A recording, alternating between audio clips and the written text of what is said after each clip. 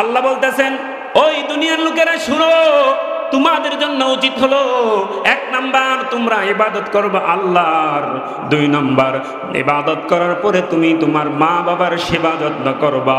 কারণ রাসূল বলেন, আল জান্নাতু তাহতা আকদাবিল উম্মাহাত। রাসূল বলেন, তোমার মায়ের পায়ের নিচে তোমার জন্য জান্নাত। তুমি যদি মা বাবার সেবা করতে পারো, তুমি যদি মাকে সন্তুষ্ট করতে পারো, আল্লাহ বলেন তোমার জন্য জান্নাত তোমার মায়ের পদতলে। রিজার রব্বি বিরিজাল ওয়ালিদাইন। মা বাবার সন্তুষ্টি তো আল্লাহর সন্তুষ্টি, মা বাবার অসন্তুষ্টি তো আল্লাহর অসন্তুষ্টি। কথা বলেন ঠিক কিনা? মা যে কি জিনিস যার নাই সেই বোঝে। মা হারানোর যন্ত্রণা, মা হারানোর ব্যথা হয়তো আমরা বুঝি না, কিন্তু যার নাই প্রতিটা ক্ষণে ক্ষণে সে বুঝে মা হারানোর যন্ত্রণা। কথা বলেন ঠিক কিনা? আপনারা জানেন খুতবাতে জুলফিকার নকশবন্দি রহমাতুল্লাহি আলাইহি উনি মায়ের একটা ঘটনা সুন্দর করে আনছেন। মার একটা সন্তান, মা বাবার একটা আদরের সন্তান, সন্তানকে বড় করে শিক্ষা দীক্ষা দিয়ে বিয়ে শাদী করায়। বিয়ে শাদী করানোর পরে বউ যখন ঘরে আসে, আস্তে আস্তে মা বাবার সাথে তার একটা দূরত্ব সৃষ্টি হয়ে যায়। মা কিছুদিন পরে বাবাটা মারা যায়, কিন্তু মাটা একাই থাকে। মাটা অত্যন্ত কষ্ট করে সন্তানটাকে লেখাপড়া করাইছে। আসলে সন্তান মানুষ করা কত কঠিন, যাদের সন্তান আছে তারাই বুঝে। কথা বলেন ঠিক কিনা? এই মহিলা আস্তে আস্তে সন্তানটাকে সেবা যত্ন করে বড় করে শিক্ষা দীক্ষা দেয়। শিক্ষা দেওয়ার পরে আস্তে আস্তে বড় হওয়ার পরে বিয়ে শাদী করায়। তার বউয়ের সাথে মার সাথে কোনো সময় বনিবনা হয় না, সব সময় ঝগড়া লেগেই থাকে। একদিন দূর থেকে আসছে, অফিস থেকে আসছে, আসার পরে খুতবাতে জুলফিকার নকশবন্দি রহমাতুল্লাহ আলাইহি বলতেছে, এই সন্তানটা ঘরে আসছে, আসার পরে বউ বলে, তোমার মা আজকে আমার সাথে এমন আচরণ করেছে। এই ছেলেটা দেখছেন 10 মাস 10 দিন পেটে ধারণ করছে যে মা। এই ছেলেটা বউয়ের কথা শুনে লাঠি নিয়ে মার গায়ে আঘাত করেছে। মার কোমরে এমন ভাবে একটা আঘাত করছে, এমন ভাবে মার দিছে, মা সাথে সাথে জমিনে পড়ে গেছে। সন্তান এমন সন্তান হওয়া উচিত না। এই হলো গাদ্দার সন্তান, যে সন্তান মাকে আঘাত করে, তার মতো হতভাগা সন্তান দুনিয়ার জমিনে আর একটাও হয় না। কথা বলেন ঠিক কিনা? এই মার জন্য আলাদা একটা ঘর করে দিয়েছে। মা ওই ঘরটাতেই থাকে, তার বউয়ের সাথে কোনো দিন কথাবার্তা কয় না। 2-3 দিন যা, লম্বা সময় যা, কথাবার্তা কয় না। কারণ বউয়ের সাথে কথা বললে ঝগড়া বাজবে। একদিন এই সন্তানটা গভীর রাত্রে বাড়িতে ফিরেছে, তারও একটা সন্তান হয়েছে। গভীর রাতে বাড়িতে ফেরার পরে দেখে তার ওয়াইফ, তার স্ত্রী সন্তানটাকে বুকে নিয়ে নিয়ে খেলতেছে। এসে জিজ্ঞেস করে, ও আমার আদরের দুলালি, তুমি এখনো ঘুমাও নাই কেন? কারণটা কি? ওয়াইফ বলে, স্ত্রী বলে, তোমার সন্তানকে বুকে নিয়ে নিয়ে আদর করতেছি, খেলতেছি, কিভাবে ঘুমায়? তোমার সন্তানটা এখনো ঘুমায় না, আমি মা হয়ে কিভাবে ঘুমাই? তোমার সন্তানটাকে সব জায়গায় বিছানায় খেতা বিছায়া দিছি, সব জায়গায় পেশাব করে দিয়ে সব খেতা নষ্ট করেছে। লাস্ট পর্যন্ত আমার শাড়ির আঁচলটা ওই সন্তানের নিচে বিছায়া দিয়েছে, সেখানেও পেশাব করে দিয়েছে। কোনো জায়গায় শুকনা নাই, ভিজা জায়গায় আমি থেকে আমি ঘুমায়, আমি আমার শরীরটাকে রেখে সন্তানটাকে বুকে নিয়ে নিয়ে খেলতেছি। এই সন্তানের জন্য আমি সব কিছু করতে পারি, এই সন্তানের জন্য আমি সব কিছু করতে পারি, এই সন্তানের জন্য দুনিয়াও ছাড়তে পারি। কারণ সন্তান আমার, তাকে কোনোভাবেই কষ্ট দেওয়া আমার মার জন্য শোভা পায় না। দুনিয়ার জমিনে একমাত্র স্বার্থ যারা ভালোবাসে সকলের মা। কথা বলেন ঠিক কিনা? মা দুনিয়াতে স্বার্থ ছাড়া ভালোবাসে। এই জন্য যার মা নাই, কবরের সামনে গিয়ে মা বা বলে ডাকবেন, কিন্তু কোনো উত্তর আসবে না। কথা বলেন ঠিক কিনা?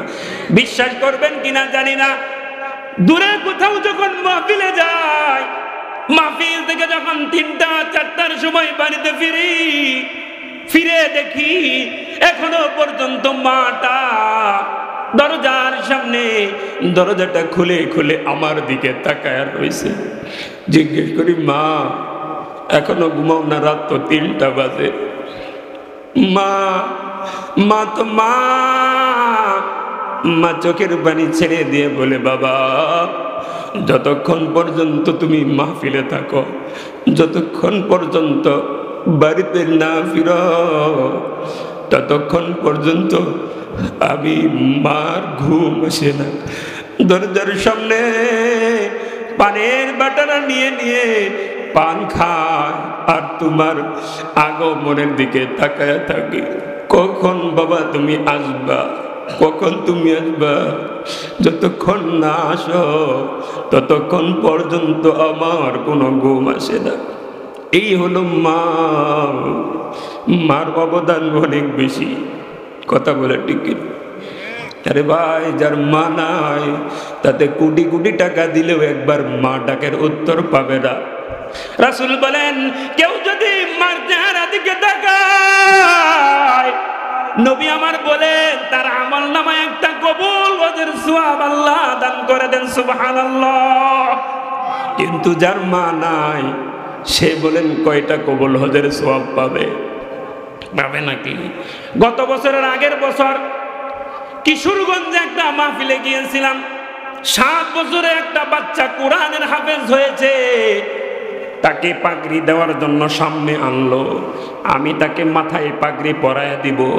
এমন তো অবস্থায় জিজ্ঞেস করলাম, হুজুর এই ছেলেটাও হাফেজ নাকি?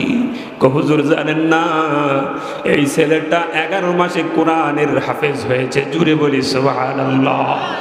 কয় মাসে? 11 মাসে কোরআনের হাফেজ হয়েছে। আমি যখন পাগড়ি পরাবো এই টাইমে দেখি এই সন্তানটা, এই 7 বছরের 8 বছরের হাফেজ সাহেব বারবার সামনে দিয়ে আসা যাওয়া করে। তার মাথায় পাগড়ি পরাবো কিন্তু দেখি সামনে দিয়ে আসা যাওয়া করে দৌড়াদৌড়ি করতেছে। আমি একটু দমক দিলাম, জিজ্ঞেস করলাম, হাফেজ সাহেব এই ছেলে এমন করতেছে কেন? কয়, হুজুর জানেন না গো, জানেন না, এই সন্তানের মা বিভিন্ন বাসায় বাসায় গিয়ে পিঠাপুলি বিক্রি করে যা টাকা আয় করে এই সন্তানকে কোরআনের হাফেজ বানাইছে। এই মার বড় অনেক আশা ছিল, এই মাটার অনেক বড় আশা ছিল সন্তানটা যখন মাথায় পাগড়ি পরাবে আমি মা এই দৃশ্যটা আমার চোখ দিয়ে দেখবো। কই হুজুর জানেন না, গত 3 দিন আগে তার মাটা দুনিয়ার জমিন থেকে বিদায় দিয়ে চলে যায়। এরপর থেকে এই সন্তানটা শুধু পাগলামি করে।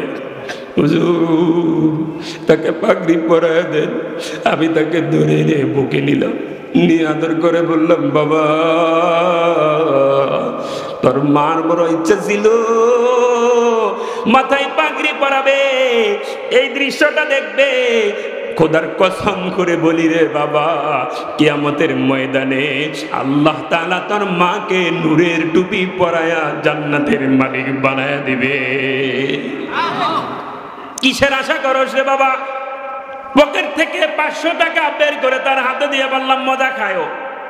কিন্তু দেখলাম তার কান্নার থামে না। যখনই তার মার কথা বলি চোখ দিয়ে ওজরে পানি জড়ায়। জিজ্ঞেস করলাম, বাবা এত কান্দিস কে? এই 7-8 বছরের ছেলে কোরআনের হাফেজ হয়েছে। বলেন তো দেখি, যে 7-8 বছরের সন্তানটা হাফেজ হয়েছে তার মার মাথায় আল্লাহ তাআলা নূরের টুপি পরায়া জান্নাতের মালিক বানাবেন কিনা? জান্নাতের মালিক বানায় দিবে। এই জন্যে ভাই, মায়ের মতো আপনজন দুনিয়াতে আর কেউ হয় না। কথা বলেন ঠিক না? কেউ হয় না। বলতেছিলাম, এই সন্তানটা যখন এসে দেখলো সন্তান কোলে নিয়ে মাটা এখনো ঘুমাই না, জিজ্ঞেস করে, বউ তুমি এখনো ঘুমাও নাই কেন? কই, তোমার সন্তানের কারণে আমি তো ঘুমাইতে পারতেছি না। তোমার সন্তান তো ঘুমাই না, এই জন্যে আমিও ঘুমাইতে পারি না। কই, কেন? তোমার সন্তান কত জায়গায় পেশাব করে দিয়েছে, আমি সব জায়গায় ভিজা রেখে আমি ভিজা জায়গায় থেকে থেকে তোমার সন্তানকে বুকে রাখছি বলে এই সন্তানের জন্য আমি কত কিছু করলাম। 9টা মাস 10টা মাস আমি তাকে পেটে ধারণ করলাম। 3-4 মাস বয়স যখন আমার পেটে যখন সন্তানের বয়স 2 থেকে 3 মাস 4 মাস হয়, ওই মাটা কিছুই খাইতে পারে না, যা খাই শুধু বমি করে ফালায়া দেয়। কথা বলেন ঠিক কিনা? এইভাবে যখন এই সন্তানের বয়স যখন 7-8 মাস হয় অথবা 9 মাস হয়, মা উদরে মার বুকে এমন ভাবে লাথি মারে, মা যদি খানার প্লেটটা দিয়ে খানা খাবে এমন অবস্থায় যদি লাথি মারে, খুদার কসম করে বলি রে যুবক, খুদার কসম করে বলি, ওই জনম দুঃখিনী মাটা ভাতের প্লেটটা নিয়ে খানা রেখে দৌড় দিয়ে গিয়ে বিছানায় শুয়ে পড়ে। কথা বলেন ঠিক কিনা? আবার যখন শুয়া অবস্থায় সন্তান পেটে লাথি মারে, ওই মাটা উঠে আবার দাঁড়ায় যায়, বাথরুমে গেছে, বাথরুম সারার জন্য এমত অবস্থায় পেটে লাথি মারছে। কিসের বাথরুম সারবে? অর্ধেক বাথরুম রেখে জনম দুঃখিনী মাটা দৌড় দিয়ে বেডরুমে গিয়ে শুয়ে পড়ে। কথা বলেন ঠিক কিনা? এই জন্য যার মা আছে, আল্লাহ তাআলা বলতেছেন ওয়াবিল ওয়ালিদাইনি ইহসানা, যার মা আছে তার জন্য উচিত হলো একমাত্র ইবাদত করবে আল্লাহ, তারপরে মা বাবার সেবা করবে। কয়টা কাজ? কথা বলেন, কয়টা কাজ? 2টা কাজ করবেন ইনশাআল্লাহ। 1 নম্বর কাজ, ইবাদত করতে হবে কার? আল্লাহ। কোনো কিছু চাইলে কার কাছে চাইতে হবে? আর কারোর কাছে চাওয়া যাবে? যদি কারো কাছে চান মুশরিক হয়ে যাবেন। আল্লাহ মুশরিককে মাফ করে না। কেউ যদি আল্লাহর কাছে না চেয়ে মুসা বাবার কাছে গিয়ে বলে বাবা একটা সন্তান দাও, খোদার কসম করে বলি সে মুশরিক হয়ে যাবে। মুশরিকের জন্য আল্লাহ তাআলা জাহান্নাম একদম ওয়াজিব করে রেখেছেন, জান্নাত তার জন্য হারাম। হারাম। কথা বলেন ঠিক কিনা? এই জন্য চাইতে হবে একমাত্র কার কাছে? আল্লাহর কাছে। আর মা বাবার সেবা যত্ন করতে হবে। এই ছেলেটা, এই যুবকটা যখন তার ওয়াইফ এই কথাগুলো বলছে, সন্তানের জন্য আমি জীবনটাও দিতে পারি, বিশ্বাস করবেন না, সাথে সাথে এই ছেলেটা দৌড় দিয়ে মার দরজার সামনে গিয়ে বলে, মা দরজা খুলো, আমি আসছি। মা বলে, বাবা গত কয়েকদিন আগে মারছ, এই মায়ের ব্যথা এখনো পর্যন্ত শুকায় নাই, এখনো পর্যন্ত আমি ব্যথা পাই। আজকে যদি মারো আমি মরেই যাব বাবা, আজকে তোমার পা 2টা ধরে বলে আর মাইরো না।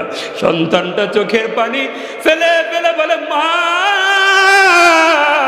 দরজা খুলো, জীবনে ভুল করেছি, আর কোনোদিন ভুল করবে না, আর তোমাকে কোনো সময় মারবো না, দরজা খুলো। মা বলে, বাবা আমি শুধু এই দোয়াটাই করছি, কোনোদিন তোমার জন্য বদদোয়া করি নাই, সব সময় দোয়া করছি তোমার যেন একটা সন্তান হয়। তখন তুমি বুঝবা মা কত কষ্ট করে সন্তান বড় করে। এই সন্তানটা দরজা খোলার পরে গিয়ে মার পা ধরা ধরে বলে, মা জীবনে ভুল করেছি, আর ভুল করবো না, আমাকে মাফ করে দাও, আর ভুল করব না। মা বলে, বাবা তোমার জন্য দোয়া করি, আল্লাহ তাআলা যেন তোমাকে জগৎ বিখ্যাত আল্লাহর ওলি বানায় দেয়। সুবহানাল্লাহ। এই ওলির নাম হলো বায়জিদ বুস্তামি রহমাতুল্লাহি আলাইহি। বায়জিদ বুস্তামি অনেক বড় আল্লাহর ওলি ছিলেন। তো 1 নম্বর কাজ হলো ইবাদত করতে হবে আল্লাহর, 2 নম্বর কাজ হলো সেবা করতে হবে মা বাবার। মা বাবার নাফরমানি করা যাবে না, কারণ রিজল রব্বি বিরিজল ওয়ালিদাইন, আল্লাহর সন্তুষ্টি অর্জন করতে চাও তাহলে আগে মা বাবার সন্তুষ্টি অর্জন করো। কার কার মা আছে একটু হাত তুলি। কম মানুষ, হাত নামান। কার কার মাটা নাই একটু হাত তুলি। দেখেন, তাকায় দেখেন, যার মা নাই তার চেহারা দিকে তাকাইলে বোঝা যায় তার মা নাই। চোখের পানিগুলা দর দর করে ফেলায় দেয়। মার জন্য দোয়া করবেন ভাই। আজকে খোদার কসম করে বলি, আজকে যাবেন গিয়ে মার, যাদের মা আছে পা ধরে বলবেন, মা জীবনে অনেক ভুল করেছি, জীবনে অনেক কষ্ট দিয়েছে, আর কষ্ট দিব না, যার মা নাই সে কই যাবে? যার মা নাই কবরের পাশে গিয়ে মা মা বলে ডাকবেন। মা অনেক কষ্ট করেছে দুনিয়াতে, মা আমাকে মাফ করে দাও। মার কবরের পাশে গিয়ে মা মা বলে ডাকবেন। আল্লাহ তাআলা সন্তানের দোয়া